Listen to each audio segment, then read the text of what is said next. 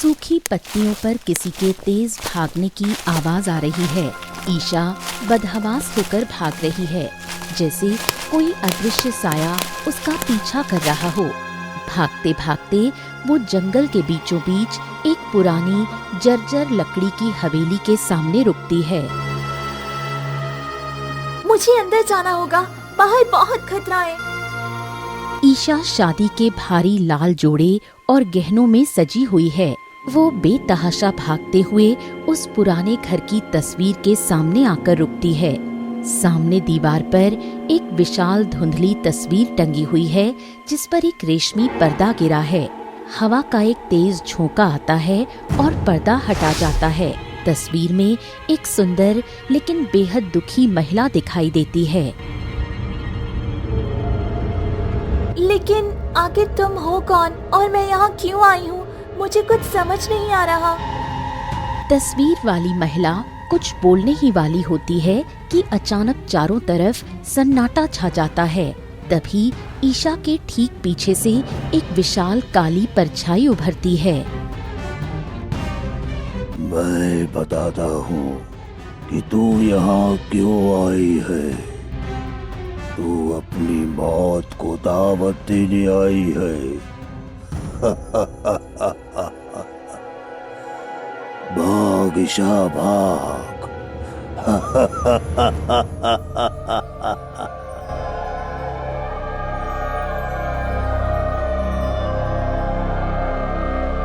नहीं नहीं, ये नहीं हो सकता। मुझे मत मारो, मुझे छोड़ दो। कोई बचाओ मुझे। नहीं। सब कुछ एकदम शांत लग रहा था। बाहर से पक्षियों की चहचहाहट सुनाई दे रही थी। ईशा बुरी तरह हांफ रही थी। वो काफी डरी हुई थी और सहमी सी अपने बिस्तर पर बैठी थी। ईशा मेरी बच्ची, तो फिर से क्यों चिल्लाई? क्या हुआ? फिर कोई बुरा सपना देखा? दादी, फिर से वही सपना। मैं समझ नहीं पा रही हूँ कि आखिर हर रोज मुझे वही घर और वही तस्वीर क्यों दिखती है। और वो परछाई, वो कौन है दादी? मुझे बहुत डर लग रहा है। शांत हो जा बेटा, सब ठीक हो जाएगा। तू हाथ मुंह धो ले, मन शांत कर। हाँ। ईशा अपनी 2 सहेलियों के साथ तालाब पर पानी भरने गई है। उनमें से एक उसकी सबसे करीबी सहेली काव्या है। अच्छा ईशा, मजाक छोड़। सच सच बता, तुझे आज फिर से वही सपना आया था? हाँ काव्या, वही सपना, वही पुरानी हवेली और वही डरावनी परछाई। मुझे बहुत डर लग रहा है। मैं समझ ही नहीं पा रही कि आखिर मुझे ये सब क्यों दिख रहा है। ईशा, यकीन नहीं होता, पर वही सपना मुझे भी आया था। क्या तुझे भी वही सपना आया? इसका मतलब हम दोनों का इस जगह से कोई गहरा नाता है। पर ये सब क्या हो रहा है काव्या? अभी दोनों आपस में बात कर ही रही होती हैं कि अचानक ईशा के हाथ में पहना हुआ कंगन तेज रोशनी से चमकने लगा। दोनों डरकर पीछे हटती हैं। तभी उस रोशनी के बीच से एक बेहद सुंदर परी प्रकट होती है। तुम कौन हो? तुम तो बिल्कुल किसी परी जैसी लग रही हो। घबराओ मत ईशा, मैं तुम्हारी रक्षक हूँ। मैं इतने सालों से इसी कंगन के अंदर कैद थी और तुम्हारी बड़ी होने का इंतजार कर रही थी। कंगन के अंदर? पर क्यों? बस इतना समझ लो कि अब तुम्हें सच का पता लगाना होगा। जब भी तुम पर कोई बड़ी मुसीबत आएगी, मुझे याद करना। मैं तुम्हारी मदद के लिए हाजिर हो जाऊंगी। इतना कहकर परी फिर से एक सुंदर धुंध में बदल जाती है और वापस ईशा के कंगन के अंदर समा जाती है। ईशा, ये क्या था? क्या ये कोई सपना है? नहीं काव्या, ये हकीकत है।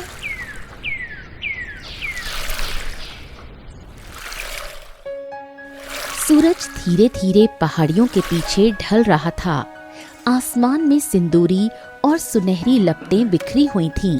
ईशा ने शादी का वो शानदार लाल जोड़ा पहन लिया है। खिड़की से आती शाम की मध्यम रोशनी उसके चेहरे पर पड़ रही है।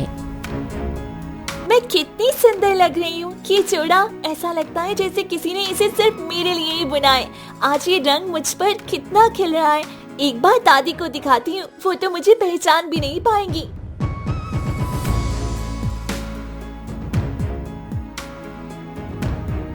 दादी देखिए तो आपकी ईशा कैसी लग रही है। ओ मेरी लाडो, तू तो बिल्कुल किसी परी जैसी लग रही है। मेरी आंखों पर तो यकीन ही नहीं हो रहा मुझे कि मेरी नन्ही सी गुड़िया आज इतनी बड़ी हो गई है। तुझे किसी की नजर ना लगे बेटी। दादी मुझे पता है कि मेरे माता पिता का कोई अता पता नहीं है। मुझे तो ये भी नहीं मालूम कि वो कौन थी और कहाँ गई, लेकिन आपने कभी उनकी कमी महसूस नहीं होने दी। आपका प्यार मेरे लिए बहुत है दादी। आपने मुझे पाल पोस कर इस काबिल बनाया, वही मेरे लिए सब कुछ है। पगली, तू तो मेरा कलेजा है, बस तू सुखी रह, यही मेरी आखिरी इच्छा है। अच्छा दादी, अब मैं कुछ देर में आती हूँ। मैं बस आर्यन को अपनी ये झलक दिखा कर आती हूँ। वो बेचारा कल का इंतजार कर रहा है, पर जब वो मुझे इस लिबास में देखेगा तो उसकी खुशी का ठिकाना नहीं रहेगा। मैं बस उससे मिलकर अभी वापस आई। अरे रुक, शाम ढल रही है और रात होने वाली है। इस वक्त बाहर जाना ठीक नहीं, और वो भी इस दुल्हन के लिबास में। लोग क्या कहेंगे? अरे दादी, कुछ कहेंगे नहीं लोग। मैं तो बस आर्यन को अपना ये रूप दिखाना चाहती हूँ। आप फिक्र मत कीजिए, मैं जल्दी लौट आऊंगी। ये लड़की भी ना कितनी शरारती हो गई है। ईशा अपने इस शादी के जोड़े को सहेजते हुए खुशी खुशी घर से निकल पड़ती है। शाम का धुंधलका चारों ओर फैल रहा था, पर आर्यन से मिलने की उमंग में वो हवा की तरह तेज कदम बढ़ाती हुई जंगल की पगडंडियों पर चलने लगी। अचानक लगा कि उसके पीछे कोई और भी है। वो ठिठक गई। अरे ये क्या? हे भगवान, अब मैं क्या करूं? ये तो बहुत ही डरावना है। ये मुझे खा जाएगा। भेड़िया एक कदम आगे बढ़ाता है। ईशा की जान हलक में आ जाती है। वो बिना सोचे समझे बेतहाशा भागने लगती है। बचाओ, कोई है? आर्यन, आर्यन, मैं कहाँ जाऊं, कहाँ छिपूं? ये मेरा पीछा नहीं छोड़ रहा। आर्यन! ईशा भागते भागते थक चुकी थी। उसकी सांसें फूल रही थीं। तभी उसे अंधेरे में एक पुरानी जर्जर लकड़ी की हवेली दिखाई दी। अरे ये तो वही जगह है। ये तो वही घर है जिसे मैं हर रोज अपने सपने में देखा करती थी। लेकिन अभी सोचने का समय नहीं है। मुझे बस यहीं कहीं छिप जाना चाहिए।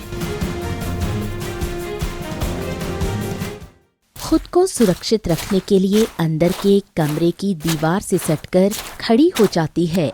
तभी अचानक खिड़की से हवा का एक तेज और ठंडा झोंका आता है, जिससे सामने की दीवार पर लटका हुआ एक पुराना पर्दा उड़कर एक तरफ हट जाता है। अरे ये तो वही तस्वीर है। ये तो वही महिला है जो मेरे सपनों में आकर मुझे पुकारती है। इसका मतलब मैं कोई सपना नहीं था, मैं सब हकीकत है। आज मैं सच में यहाँ पहुँच गई हूँ। घबराओ मत बेटी। ईशा, डरो मत। आज वो समय आ गया है जब तुम्हें उस सच का सामना करना होगा जिससे तुम अब तक अनजान थी। तुम्हारी नियति तुम्हें यहाँ खींच लाई है। बेटी, आप मुझे बेटी क्यों कह रही हैं? क्या आप मेरी माँ हैं? लेकिन ये कैसे संभव है? आप मुझे कौन सा सच दिखाना चाहती हैं? मुझे कुछ समझ नहीं आ रहा। आखिर मेरे आपसे रिश्ता क्या है? हाँ ईशा, अपनी आंखों पर यकीन करो बेटी। मैं ही तुम्हारी अभागी माँ हूँ, रानी माया। बरसों पहले इस महल की खुशियों को जिसकी नजर लग गई और जो छल हमारे साथ हुआ, उसकी गवाह वे खामोश हवेली आज भी है। ईशा, तुम कोई साधारण लड़की नहीं हो जिसे भाग्य ने यहाँ लापटका है, बल्कि तुम इस राज्य की असली उत्तराधिकारी, यहाँ की राजकुमारी हो। राजकुमारी? माँ, अगर मैं राजकुमारी हूँ तो फिर मैं एक साधारण गांव में क्यों पली बड़ी? और अगर आप रानी थी तो आज एक तस्वीर में क्यों कैद हैं? उस रात का सच बहुत ही खौफनाक है ईशा। उस रात गद्दारी किसी दुश्मन ने नहीं, बल्कि अपने ही खून ने की थी। देखो उस मामा का असली चेहरा। जिसे हमने अपना रक्षक समझा था, पर वो भक्षक निकला।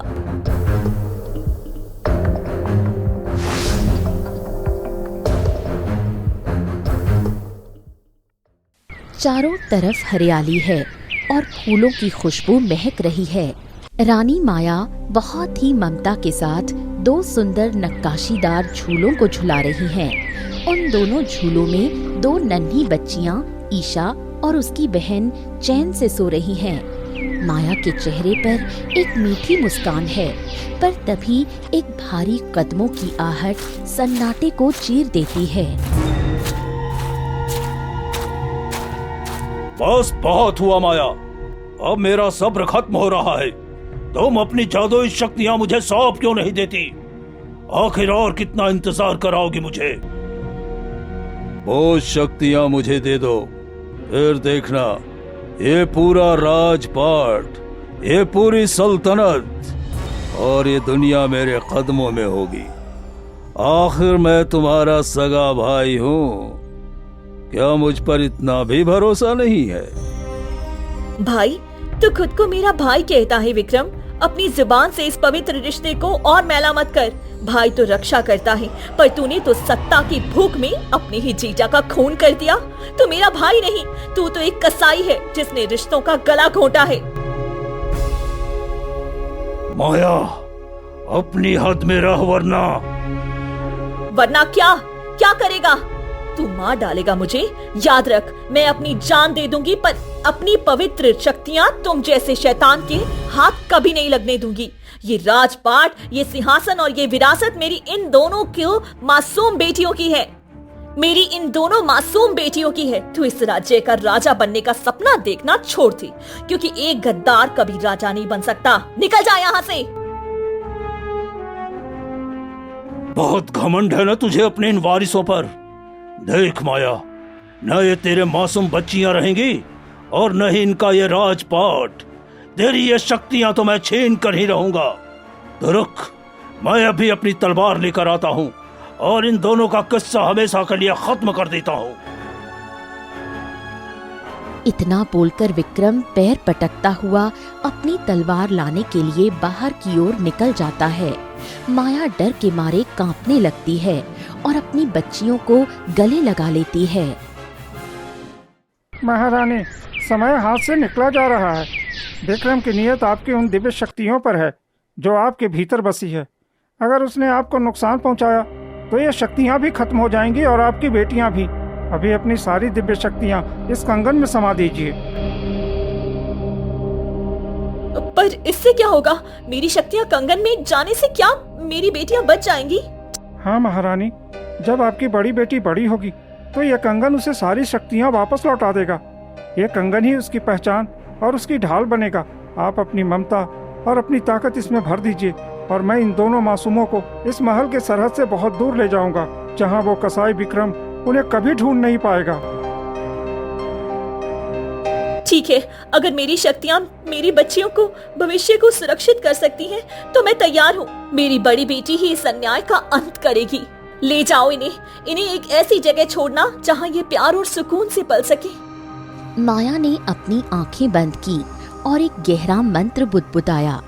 देखते ही देखते उसके शरीर से एक दिव्य नीली और सुनहरी रोशनी की लहरें निकलने लगीं और वो सारी जादुई शक्तियां सिमटकर उस कंगन में समा गईं।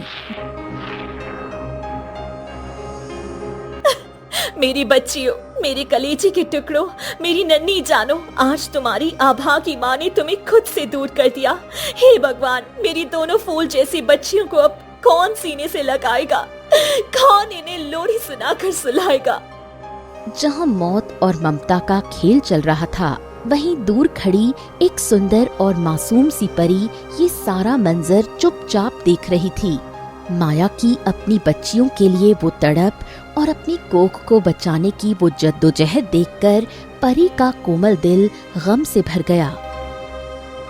नहीं, मैं ये अन्याय इतनी आसानी से नहीं होने दूंगी। इन दोनों मासूम और बेगुनाह बच्चियों की जान आज बड़ी खतरे में है। एक माँ अपनी ममता और अपनी कोख को बचाने के लिए इस कदर तड़प रही है। मुझसे ये सब और देखा नहीं जा रहा। मैं खुद इस कंगन के भीतर समा जाती हूँ। समय आने पर मेरी ये शक्ति इन्हें अपना हक वापस दिलाने में मदद करेगी।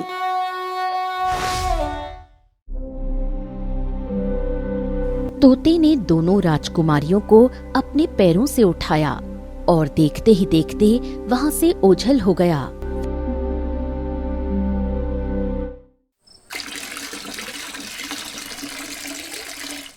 विक्रम, तूने मेरी कोख उजाड़ दी।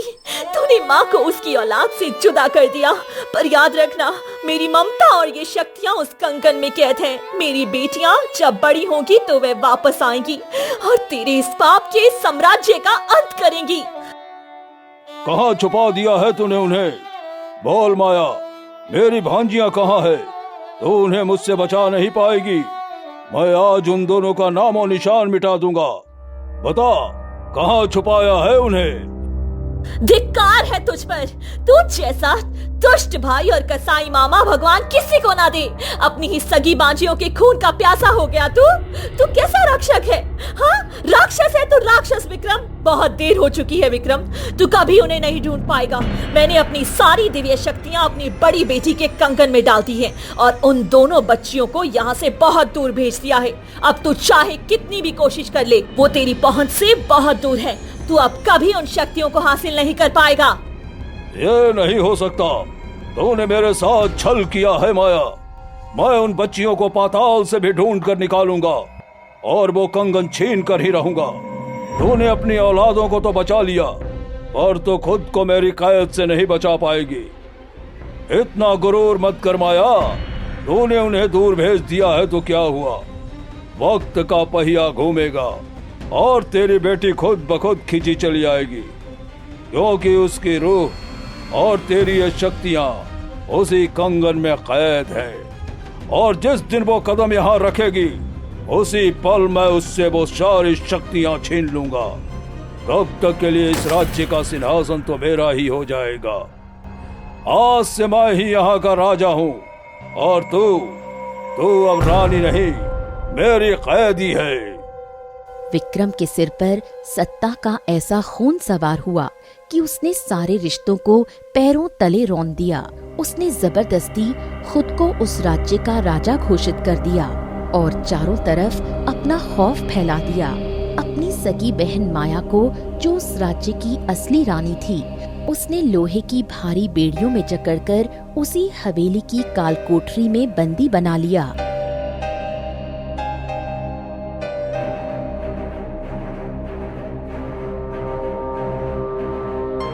अरे, इस निर्जन मंदिर में ये नन्ही जान किसकी है? कौन पत्थर दिल से यहाँ छोड़ गया?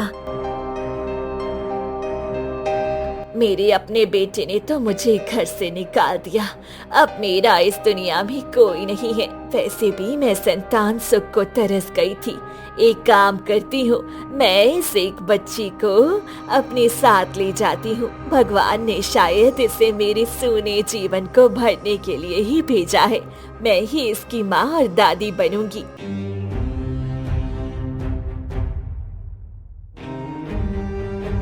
अच्छा हुआ, बड़ी राजकुमारी अब सुरक्षित हाथों में है। वो ममता की छांव में पली बढ़ी होगी और समय आने पर अपनी शक्तियों को पहचान लेगी। अब मुझे छोटी राजकुमारी के लिए कोई सुरक्षित स्थान ढूंढना होगा।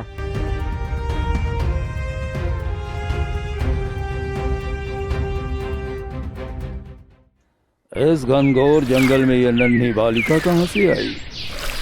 लगता है इसे कोई बेसहारा छोड़ गया है। ईश्वर, इतनी मासूम जान यहाँ अकेले कैसे रहेगी? साधु बाबा बच्ची को गोद में उठा लेते हैं। उनकी आंखों में दया भर जाती है। मैं इसे यहाँ मरने के लिए नहीं छोड़ सकता। आज से इस बच्ची की सुरक्षा और शिक्षा की जिम्मेदारी मेरी है। मैं इसे अपने साथ आश्रम ले जाऊंगा।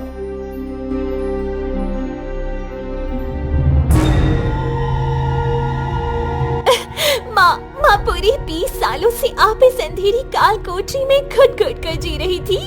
जिस भाई को आपने अपना मानकर प्यार दिया, उसी कसाई ने आपके साथ इतना बड़ा छल किया। जिसने आपको बेड़ियों में जकड़ा, वो मेरा मामा कहलाने के लायक ही नहीं है माँ। वो तो एक राक्षस है। उस दुष्ट ने आपकी ममता का मजाक उड़ाया है। अब वो आपकी इस बेटी का क्रोध देखेगा। मैं आपको और उस घुटन भरी जिंदगी में नहीं रहने दूंगी माँ। मैं आपको आजाद करके रहूंगी। अब बहुत हुआ। मैं अभी आर्यन के पास जा रही हूँ और उसे सब कुछ बता दूंगी।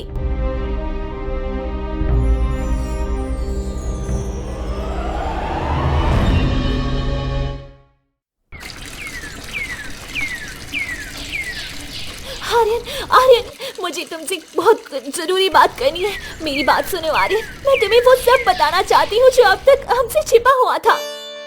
ईशा, तुम इतनी डरी हुई क्यों हो? शांत हो जाओ और बताओ, आखिर ऐसी कौन सी बात है जो तुम मुझे बताना चाहती हो? ईशा अपनी सुध-बुध खोकर आर्यन को सब कुछ बता देती है।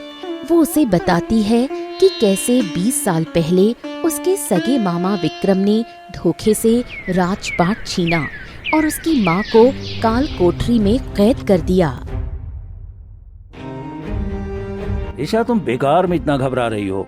शांत हो जाओ। अगर तुम सच में अपनी माँ को बचाना चाहती हो तो एक काम करो, तुम अभी वापस उसी जगह पर जाओ जहाँ वो जादुई तस्वीर है। तुम वहीं रुको और मेरा इंतजार करो। मैं अभी सीधे महल जाता हूँ और राजा को सब कुछ बताकर उन्हें अपने साथ लेकर आता हूँ। वो यहाँ आएंगे तो सब ठीक हो जाएगा। बस तुम कहीं जाना मत, यहीं रहना। ईशा, जो उस वक्त भावनाओं में पूरी तरह टूटी हुई थी, वो आर्यन की इन मीठी बातों को समझ नहीं पाती। आ गई मेरी बच्ची। मैं कब से तुम्हारा इंतजार कर रही थी। मुझे पता था कि तू अपनी माँ का दर्द समझने जरूर आएगी। माँ, आप बिल्कुल चिंता मत कीजिए। बस कुछ ही देर में मेरा आर्यन यहाँ आता ही होगा। मैंने उसे सब बता दिया है। वह राजा को लेकर यहाँ आएगा और आपको इस कैद से हमेशा के लिए आजाद कराएगा। तभी अचानक ईशा को महसूस होता है कि उसके पीछे कोई खड़ा है। उसे एक लंबी और डरावनी परछाई दिखती है। जैसे ही वो ऊपर देखती है, उसके पैरों तले जमीन खिसक जाती है।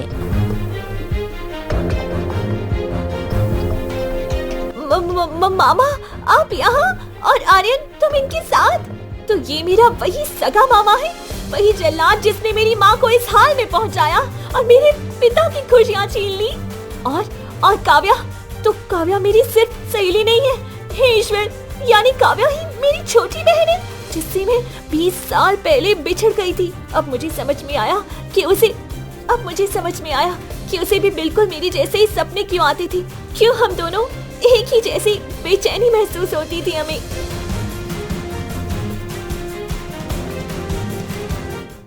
ओ, तो मेरी भांजी को सब पता चल गया। मैं समझ गया कि अब कोई राज छिपा नहीं है। पर याद रखना, सच जानने से मौत नहीं टलती। चलो, अब ये खेल खत्म करो और वो जादुई कंगन चुपचाप मेरे हवाले कर दो। देर मत करो। पूरे 20 साल मैंने इस कंगन की शक्ति के लिए इंतजार किया है। नहीं, कभी नहीं। मैं मर जाऊंगी पर ये कंगन तुम्हें कभी नहीं दूंगी। तू मेरा मामा नहीं हो सकता। तू तो एक नीच कातिल है। तूने मेरी माँ की जिंदगी बर्बाद कर दी, मेरे पिता को मार डाला। तू राक्षस है विक्रम, राक्षस।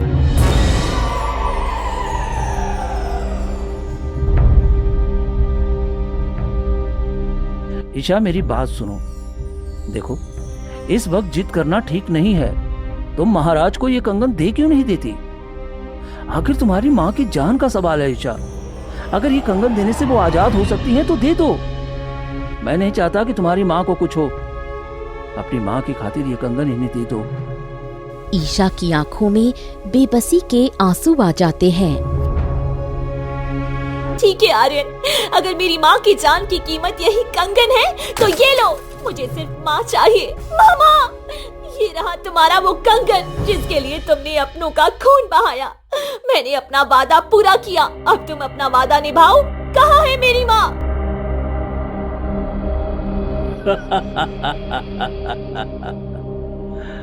अरे ओ बेवकूफ भांजी, ऐसी बातें किए जा रही है तो माँ को आजाद कर दूं? जिस माँ को मैंने 20 साल काल कोठरी की सड़न में रखा है, उसे इतनी आसानी से छोड़ दूं? हैं? तूने कंगन दे दिया, अब तू मेरे किसी काम की नहीं है। तू और तेरी ये माँ दोनों अब मेरे कैद में मरोगी।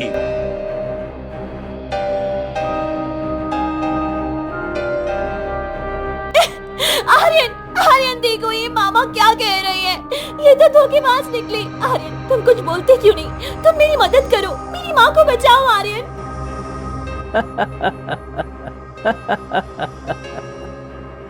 ईशा, तुम सच में बहुत भोली हो, बहुत भोली। तुमने क्या सोचा था कि मैं कोई मामूली लड़का हूँ जो तुम्हारे प्यार में पागल है? नहीं ईशा, मैं तो इस राजमहल का सेनापति हूँ। मैंने ये सब महाराज के कहने पर किया था। उन्होंने मुझसे वादा किया था कि अगर मैं तुमसे ये कंगन छीन लूं तो वो मुझे ढेर सारी धन दौलत, सोना चांदी और ऐशो आराम की जिंदगी देंगे। मुझे सिर्फ उस दौलत से मतलब था, तुमसे नहीं। तुम्हें अपने जाल में फंसाना तो मेरा काम था, ताकि मेरा हाथ उस जादुई कंगन तक पहुंच सके।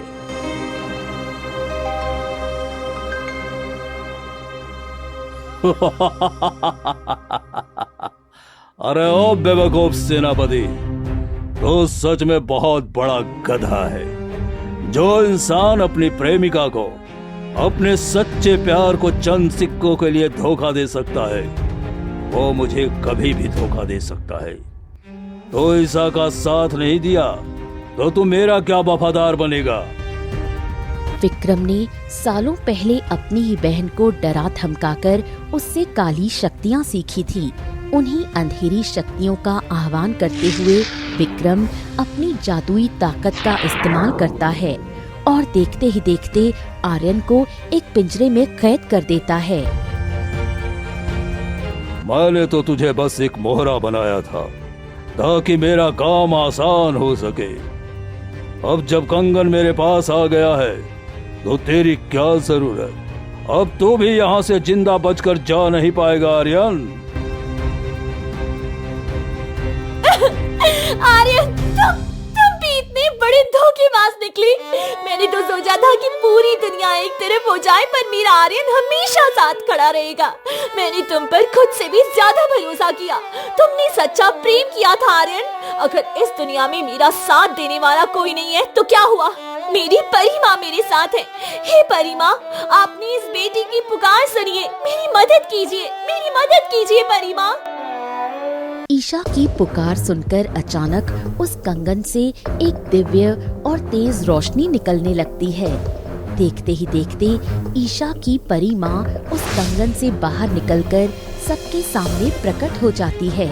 परी माँ सबसे पहले अपनी जादुई छड़ी घुमाती है और आर्यन के चारों ओर बने उस पिंजरे को पल भर में गायब कर देती है।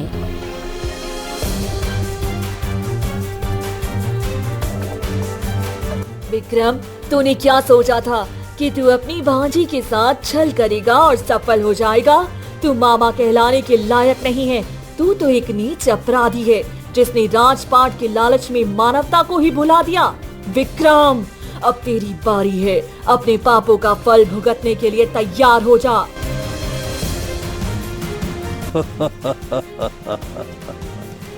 परी, तुम मुझे इतना कमजोर समझती हो?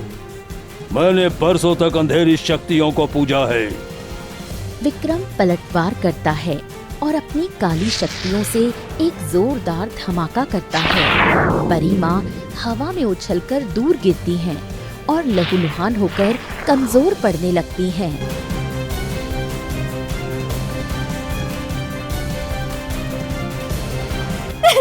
नहीं परी माँ, अपनी आंखें खोलिए, आपको कुछ नहीं हो सकता। परी माँ उठिए। अब बोल, अब तुझे कौन बचाएगा भांजी? तेरी वो कैद वाली माँ या मरती हुई परी, तेरा वो आशिक आर्यन जो खुद बिजली के पिंजरे में अपनी मौत का इंतजार कर रहा है। मामा, आपकी दूसरी भांजी अभी जिंदा है। आपने सोचा था कि सिर्फ कंगन ही सब कुछ है। पुजारी बाबा ने मुझे ये दिव्य त्रिशूल दिया है जो आपकी किसी भी काली शक्ति से ज्यादा ताकतवर है, और आज इसी त्रिशूल से आपका अंत होगा। काव्या के त्रिशूल का प्रहार इतना शक्तिशाली था कि राजा विक्रम लहूलुहान होकर जमीन पर गिर पड़ता है। भांजी, भांजी मुझे माफ कर दो। रुक जाओ, रुक जाओ। ये त्रिशूल बहुत ताकतवर है। मैं हार गया। हाँ, मुझे माफ कर दो भांजी। मुझे मत मारो। माफी? तुझे कभी माफी नहीं मिल सकती विक्रम। तूने मेरी परी माँ को लहूलुहान कर दिया, मेरी माँ को सालों से कैद में रखा, और हम दो प्यार करने वालों के विश्वास के साथ इतना बड़ा खिलवाड़ किया। आज तेरा अंत निश्चित है। जैसे ही ईशा उसे मारने के लिए आगे बढ़ती है, विक्रम अचानक ठहाका मारकर हंसने लगता है।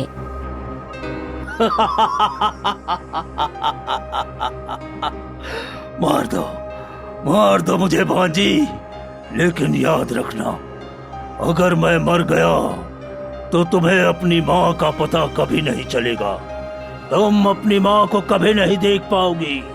वो हमेशा के लिए गुमनाम मौत मरेगी। ईशा और काव्या ठिठक जाती हैं। मुझे माफ कर दो, मैं तुम्हारी माँ को अभी आजाद कर दूंगा। बस मुझे जीवन दान दे दो, मैं तुम्हें तुम्हारी माँ का पता बता दूंगा।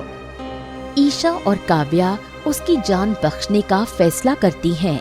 विक्रम अपनी बची खुची काली शक्तियों का इस्तेमाल करता है और सामने टंगी उस रहस्यमयी तस्वीर पर इशारा करता है। पलक झपकते ही उस तस्वीर से धुआं निकलता है और उनकी माँ उनके सामने प्रकट हो जाती हैं। ईशा, काव्या, मेरी बच्चियों, क्या ये सच में तुम दोनों हो? देखो तो, मेरी छोटी सी बेटियां कितनी बड़ी हो गई है। खुदा का शुक्र है कि मैं तुम्हें फिर से देख पा रही हूँ। नहीं, विक्रम इतनी आसानी से हार नहीं मान सकता। मुझे जादुई शक्तियां नहीं मिली तो क्या हुआ? ये त्रिशूल तो मेरे पास ही है।